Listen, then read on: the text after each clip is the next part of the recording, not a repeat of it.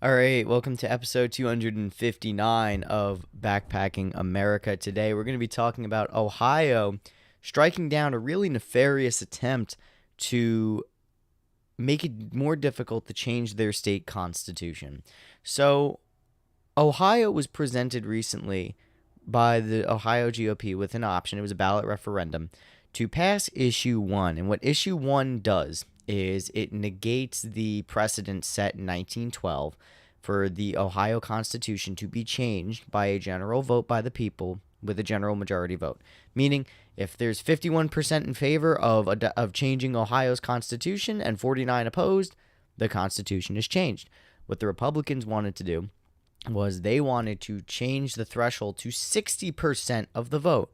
So if 60% of Ohio decided to change the ballot, right, change the Constitution, then it could pass.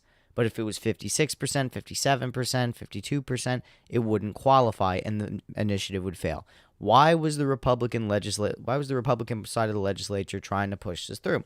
Quite simple. Because abortion is on the ballot. And there were abortion measures, I believe, passed in Ohio or are about to be passed in Ohio. Don't quote me on that. And they wanted to make it as difficult as possible for those measures to be implemented. So they decided, okay, we're going to have issue 1 get put in place. So that way, a ballot referendum for the Constitution, because a lot of these states now in the era of post Roe v. Wade are going on a state by state basis where they are creating referendums for their citizens to vote and either solidify Roe v. Wade's protections into their state's constitutions or reject them. So we saw, for example, Kansas, which is a heavy red state, voting to protect abortion access in the state's constitution. Then we have states like Louisiana and Florida voting against it, or extremely limiting it rather. So the Republicans in Ohio decided, instead of just saying that, they're like, oh, well, it's to prevent other actors outside of our state and lobbyists from selling out our Constitution, and it'll make it say that our Constitution isn't for sale, and blah, blah, blah, blah, blah. It's to combat corruption. That doesn't really make any sense, though, because if you don't live in Ohio, you can't vote on anything going on in Ohio. So what the fuck, right? So it doesn't really make any sense. Their logic was flimsy. And honestly, they failed to understand that a lot of the reason, people are pissed off with the government in today's day and age, especially, looking at the election of Donald Trump in 2020 and previous presidential elections that were hotly contested, a lot of people are pissed off with the Electoral College, where, a majority vote doesn't matter. There's this special rule called electorates, where electorates really make the decisions, and they sometimes go off of the popular vote, but they mostly do whatever they want anyway.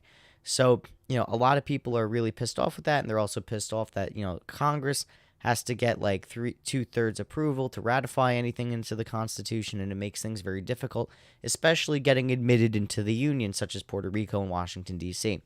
So there's a lot of contention and disdain towards the failure to respect a simple majority rules way of moving things. Personally, I commend Ohio and its people for doing that, because I also believe that there should not be a question about something being popular or not popular based on a simple majority rule vote. If the simple majority, if 51% of the people in the room say they want to do something and 49% say they don't want to do it, tough. That's democracy. And this is going to backfire on the Republicans too, because I guarantee you, if that law did pass and a Democratic majority of Ohio took over and they wanted to pass through an assault weapons ban or something like that, and it gained popularity, and they used the 60, no, I'm sorry, if they used like if the Republicans had like a 56%, say there was like 56% disapproval for an assault weapons ban, and, or 56%, I'm sorry, I'm trying to like think of a logic here. Give me a second, my brain's not working. I didn't really have coffee today. But basically what I'm trying to say is, like, say there's an assault weapons ban on the ballot, right?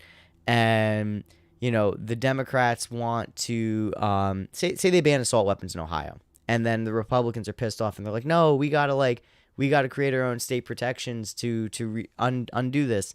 And 56% of the population is for overturning an assault weapons ban imposed by like the federal government or something similar to that effect, right?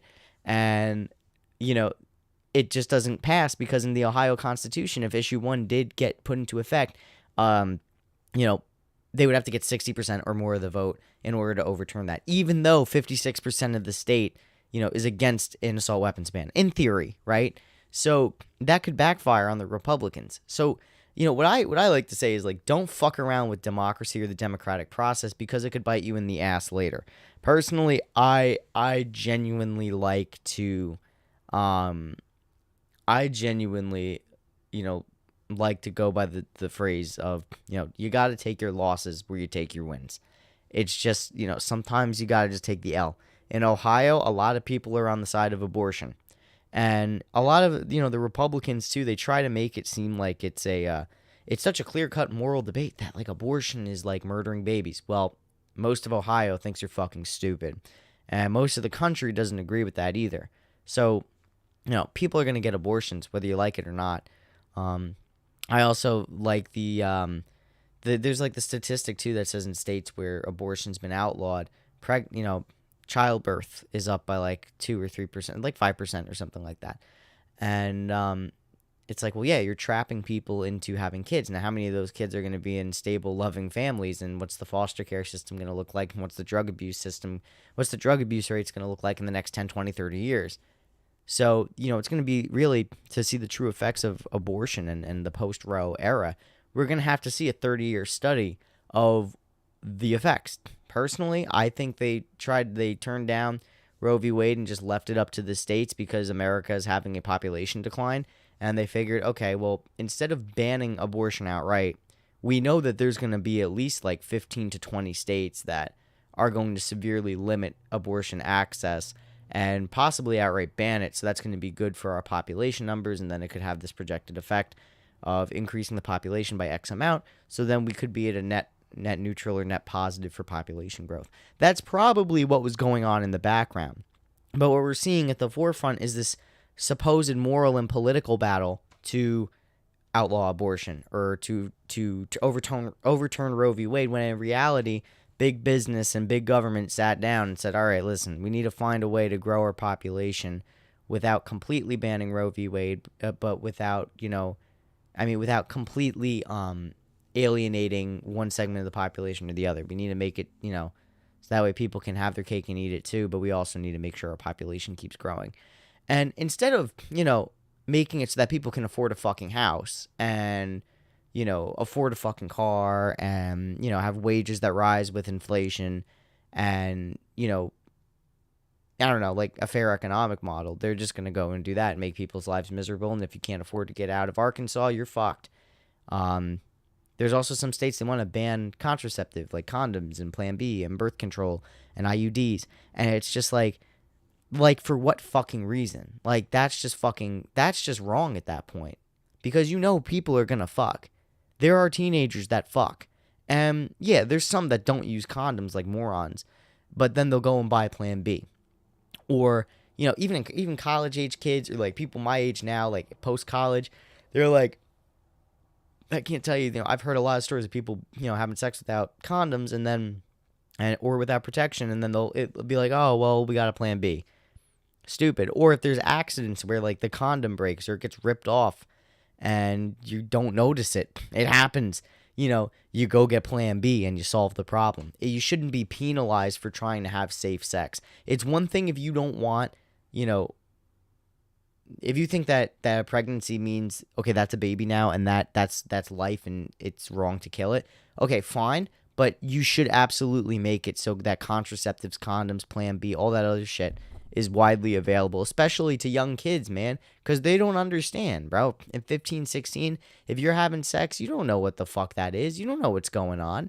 You're just like, oh, I just want to be cool and fit in. And now you have a kid and you can't solve the problem. And then if you go to another state, you're a murderer in the state that you're in. So then you have to stay in the state you get the abortion in. That's a horrible situation to be put in. I believe there's already cases of some women and doctors already on trial for murder for doing that exact thing. So good on Ohio for overturning that really wretched and sinister way to, one, subvert democracy, and two, subvert personal choice. I'm a lot of people like to think that I'm a Republican or a conservative, and I'm really not. I'm in the leave me and my guns alone category, and that's really it. And also respect people and make it so that, that people can live their lives in peace and prosperity instead of just fucking people over, taking their money, and putting them in situations that are painful. Maybe just call me a libertarian, I guess, at this point. I don't even know.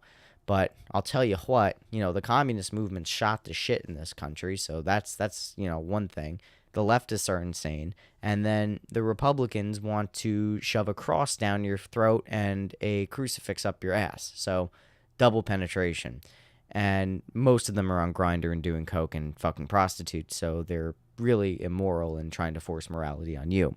And that's the same with a lot of politicians. But anyway, that's besides the point. Anyway, Ohio really shows the world, not the world, but it shows the country, excuse me, it shows the rest of the country that, while there are red states and there are blue states, there are vast differences culturally in what's acceptable and not acceptable.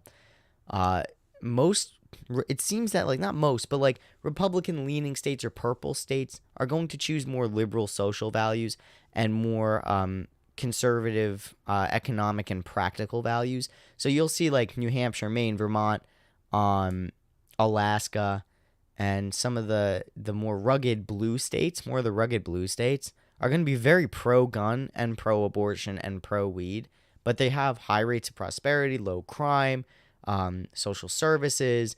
They have abortion ready and accessible. It's and low taxes, low income taxes. That's amazing. That is an amazing mixture of both of the best sides of American policy. No gun laws or barely any gun laws, low taxes, freedom to do whatever you want with your body.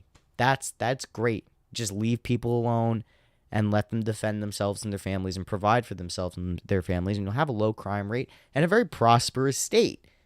People should really be considering, the Northeast model outside of New York, New Hampshire, Pennsylvania, Vermont, and New Hampshire, Pennsylvania, Vermont, and Maine. Blue states or leaning blue, and they have the best of both worlds. Ohio is a red state that leans blue, so it's a nice mix, and it does cool things. There's the gun laws are pretty lax there, and the social laws are very lax as well, and it's probably a pretty nice place to live. You don't really hear much about Ohio outside of the memes. It's pretty much just fucking corn. So I think it's really great that, the people of Ohio made their voices heard. They voted in the way they wanted to be voting, and they preserved democracy and the simple majority rules prospect that is frequently being violated in this country. So good for them for standing up for democracy. Anyway, this is episode 259 of Backpacking America. Sorry it's been so short lately, guys. A little crazy scheduling going on. I might be finding a new time to stream, but definitely tomorrow, possibly tomorrow at 6 o'clock, I will be going live again. I want to thank everyone again for listening to Backpacking America, and